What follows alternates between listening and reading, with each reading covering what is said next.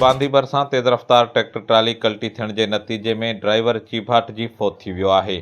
ख़लील Qureshi ज़रई farm वटि तेज़ रफ़्तार ट्रैक्टर ट्राली ड्राइवर जे कंट्रोल खां निकिरी सिमन नाले में किरी पई, जंहिंजे नतीजे में भंगू बहण वासी ड्राइवर सुबहान अली सियाल ट्रैक्टर हेठां अची दॿिजी फौत थी वियो आहे।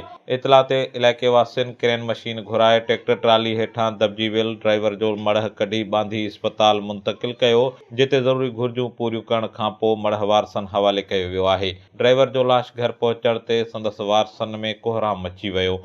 इंतहाई अफ़सोसनाक ख़बर आहे बांदी खां, जिते ख़लील कुरैशी ज़रई फार्म वटि तेज़ रफ़्तार ट्रैक्टर ट्राली ड्राइवर जे कंट्रोल खां निकिरी कल्टी थी सिमन नाले में किरी पई, जंहिंजे नतीजे में ट्रैक्टर ड्राइवर सुबहान अली सियाल गाॾी हेठां अची चीभाट जी फौत थी वियो। इतला ते इलाइक़े वासियुनि पहुची क्रेन मशीन ज़रिए दॿिजी वियल ड्राइवर जो लाश कढी इस्पताल मुंतक़िल कयो, जिते ज़रूरी कार्रवाई खां पोइ मढ़ वारसनि हवाले कयो वियो आहे। फौती ड्राइवर जो लाश संदसि अबाणे ॻोठ भंगू बहण पहुचण ते वारसनि में कोहराम मची वियो।